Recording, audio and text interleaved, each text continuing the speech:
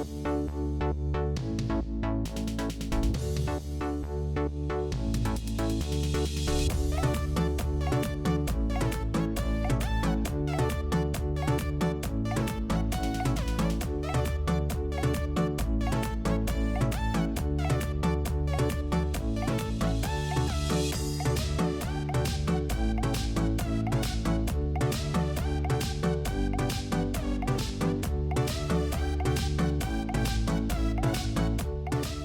आप सभी को इन्फॉर्म करना चाहती हूँ, इस सब्जेक्ट की ट्यूशन क्लासेस स्टार्ट हो चुकी हैं। जो भी बच्चा ट्यूशन क्लासेस लेना चाहता है तो वो दिए गए नंबर्स पर हमें कांटेक्ट कर सकता है। Hello students, welcome to Nivan math academy. I hope आप सभी बहुत अच्छे होंगे, आपकी स्टडी अच्छी चल रही होगी। अगर अब तक आपने निवान मैथ एकेडमी चैनल को लाइक शेयर सब्सक्राइब नहीं किया है तो मेरी आप सभी से यही रिक्वेस्ट है, प्लीज चैनल को लाइक भी करें, शेयर भी करें और सब्सक्राइब भी करें। मैथमेटिक्स के सफर में मैं आप सभी का हार्दिक स्वागत करती हूँ। इसी तरीके से निवान मैथ एकेडमी के साथ पढ़ते रहिए और अपने सपनों की ओर बढ़ते रहिए। अगर आज हम बात करें कि आज का हमारा टॉपिक क्या होने वाला है, तो आज का जो टॉपिक है, आप सभी को पता है कि एक्सरसाइज 1.1 चल रही है और उसका क्वेश्चन नंबर 4 और 5, this is the last question for this exercise. तो ये हमारा यहाँ पे कंप्लीट हो जाएगा। और इससे पहले मैं पूरा का पूरा अच्छे से पोर्शन करा चुकी हूँ और वहां पे भी आपको ये मतलब एक पॉइंट होता है जहां पे बच्चे गलती करते हैं, वो पॉइंट भी आपको बता चुकी हूँ कि वहां पर मिस्टेक नहीं करनी है। ठीक है, तो अगर हम बात करें तो देखो ये लास्ट वाले दोनों ये एमडीयू में आए हुए हैं, तो ये भी इंपॉर्टेंट है अपने आप में, पर इजी है।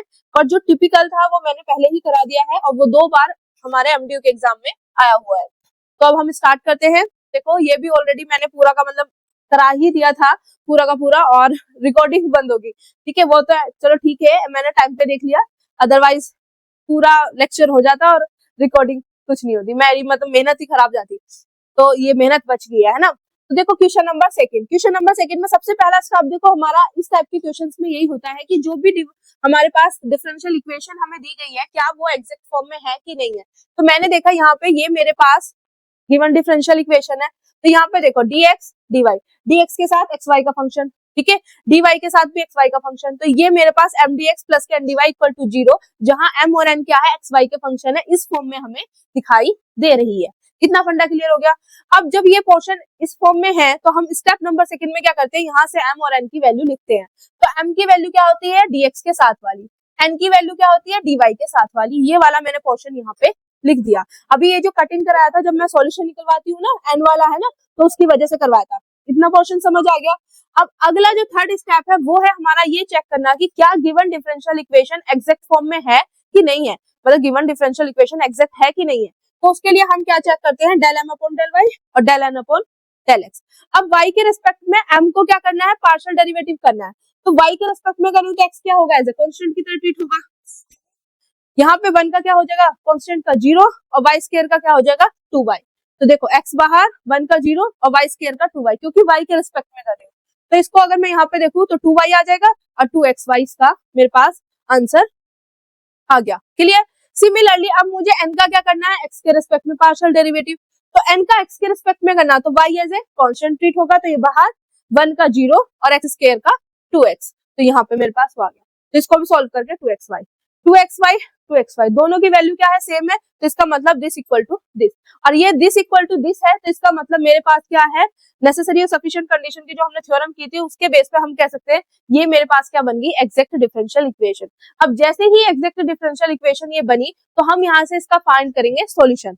अब सॉल्यूशन फाइंड करने का तरीका क्या होता है हमारे पास, 1 मिनट। सॉल्यूशन फाइंड करने का तरीका होता है कि हम इंटीग्रेशन mdx प्लस के इंटीग्रेशन n आएगा, पर n में वो टर्म लेनी है नॉट कंटेनिंग x, ठीक है, dy इक्वल टू c, और यहाँ पे फिर मैंने क्या कर दिया, यहाँ पे m की वैल्यू पुट कर दी। अब यहाँ पे मेरे को देखना था कि मेरे पास n में ऐसी कौन सी टर्म है जिसमें x नहीं है। तो मैंने देखा यहाँ पर x वाली टर्म को इसके अंदर मल्टीप्लाई की, तो इसमें x है, कटिंग कर दी, रिमेनिंग क्या बचा, सिर्फ ये वाला पोर्शन। तो जो बिना x के बचा मेरे पास वही मैंने यहाँ पर रख दिया। ठीक है, अब देखो यहाँ पे y as a constant treat हो रहा है, तो y कांस्टेंट है, 1 कांस्टेंट है, तो पूरा का पूरा कांस्टेंट इंटीग्रेशन से बाहर, मेरे पास इंटीग्रेशन करनी है मुझे सिर्फ उसकी, this equal to as it is. ठीक है, तो 1 प्लस वाई स्क्वायर, x की क्या इंटीग्रेशन होती है, x स्क्वायर बाय 2, क्या होती है, x स्क्वायर बाय 2, और इसकी y square by 2 equal to c। तो यहाँ से मेरे पास क्या, x स्क्वायर यहाँ पर, ठीक है, और ये यहाँ पे। अब देखो दोनों का क्या है, एलसीएम 2, अब ये इधर 2 डिवाइड में, इधर जाके मल्टीप्लाई में, फिर ये पूरा का पूरा पोर्शन एज इट इज है और 2C को क्या दे दिया मैंने, K का नाम। तो ये आपका यहाँ पे सॉल्यूशन निकल के आ गया।